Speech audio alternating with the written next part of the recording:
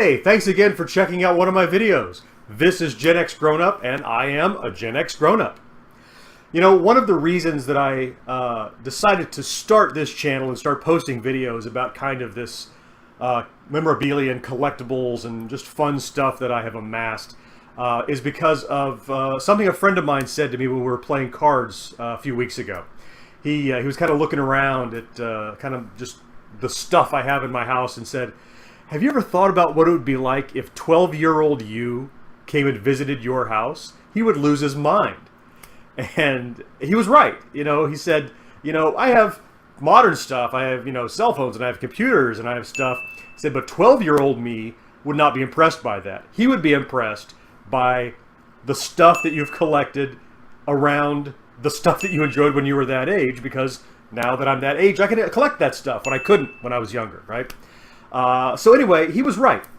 And that got me thinking, hey, maybe we should share this stuff with other people, and it would inspire and interest the 12-year-old inside of them if they are kind of the same age or at least interest group that I am. So with that in mind, the thing I want to talk about and share today is generally a great TV show from the early 80s called The Greatest American Hero, which, yeah, I'm the kind of dork that just wears the shirt that matches my topic. That's true. And also a relic that I got in a collector series that I want to take a look at. So The Greatest American Hero was a one-hour TV series in like 81 through 83 that ran on ABC. It starred William Catt, Robert Culp, and Connie Selica. And the basic premise is some aliens come to Earth and they give a super suit to William Catt and they tell him to go out and take care of the world, but he promptly loses the directions. The powers are in the suit, not in the guy, but the suit only works on that one guy. And so his friend, Robert Culp, plays Agent Bill Maxwell.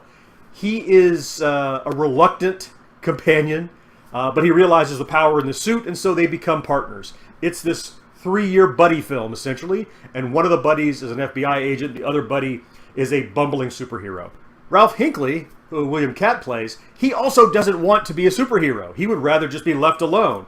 He's a teacher, but they both realize that it's for the greater good, and they start to try to learn how to use the suit and how to fight crimes and how to avert disasters.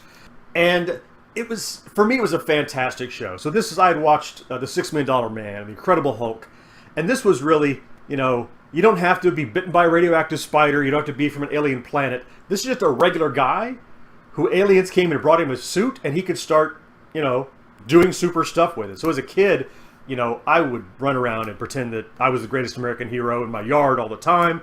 And the show, you know, you couldn't wait for it to come on.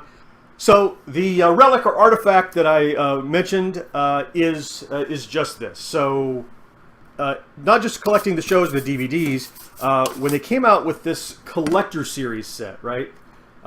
So this is a limited edition set.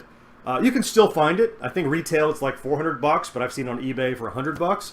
It's basically 3 series of a TV show, so you know what that should be worth.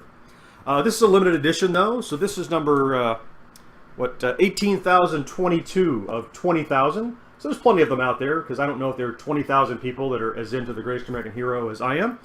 But we'll take a look and see that some of the stuff that's inside, for me at least, was like digging up childhood archaeology. Okay, so let's take a quick look. Here is the collector's edition.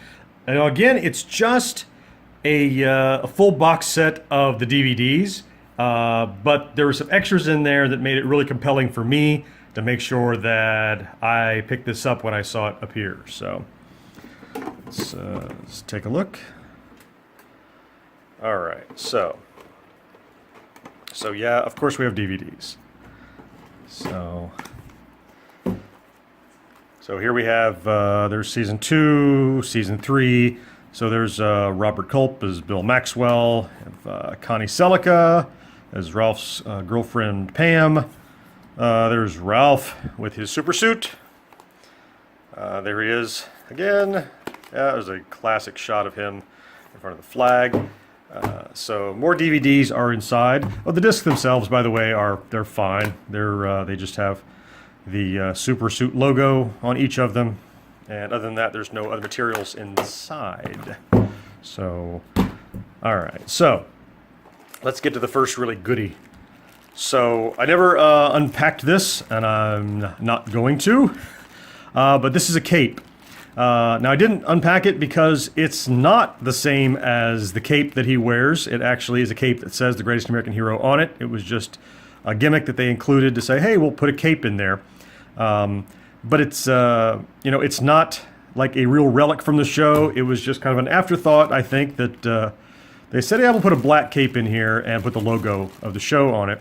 But he wouldn't wear a logo on this show. That would be like, you know, you wouldn't see Han Solo running around the Millennium Falcon with a t-shirt on that said Star Wars. No, of course you wouldn't.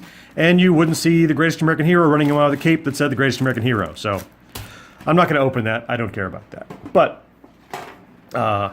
here is the one of the pack-ins that just has some trivia.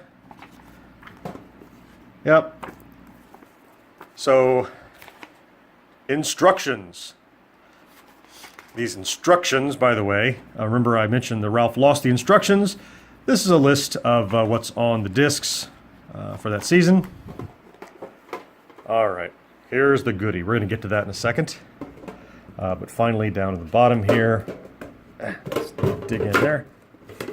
Here we have the last couple discs. We have Season 1, Season 2 and 3, Robert Culp again. Great, okay. All right, now there's some batteries that comes into play. Yep, some tissue paper, that's important. You don't want to miss out on that. Here's a great iron-on decal, which, again, is so fantastic that I will never use it, because if I use it, it's gone. But as long as it's in this box, I have a decal. I know, my brain is broken like that, but okay. So inside of the box, that doesn't shake out. Warning, contents do not actually grant the user flight, super strength, invulnerability, or any other superpower. Yeah, that's good that you told me. All right, here is then the really coolest part of what was in this box. And the reason really that I bought the collector's edition. So I mentioned that Ralph lost the instructions to his super suit, and they include a replica of his super suit instructions right in the collector's edition. So let me just quickly pop the batteries in this. Poof. Okay, so I put the batteries in it. And so this thing can really, it really comes to life here. So there's a switch on the back, which I'll turn on. So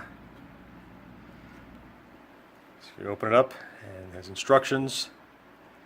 And it looks like the instructions that you would have seen in the show, right? So it's written in the alien's language, index of powers, and it's lenticular, so as you kind of move it, the words move from alien to English, which is really kind of cool. Ralph, of course, probably never could read them, even if he had a chance to. And then on the inside here, there's a nice little plate with lots of alien writing with instructions that Ralph should have paid very close attention to. There's some illuminated logos here. Yeah, and the index on the spine is illuminated. Yeah, and the rest of it is a solid block, so it's a simulation of the instruction manual. A little on-off switch on the back here. You can see the whole spine is illuminated. And so, for my money, this was worth the price of the box. All right, so that's a quick peek inside of what's inside of my Greatest American Hero Collector's Edition. It has the DVDs, that's great. I've got them all ripped. I've got them in my media center. I can watch them anytime that I want them. The reason to have the box is to have, you know, the cool stuff inside, and by far the coolest of the cool stuff is Ralph's instructions, right? So he didn't have them, and I do. They're sitting on my shelf in a box, so, you know, I guess should aliens ever bring me a suit and I lose my instructions, I can just pop these open, so.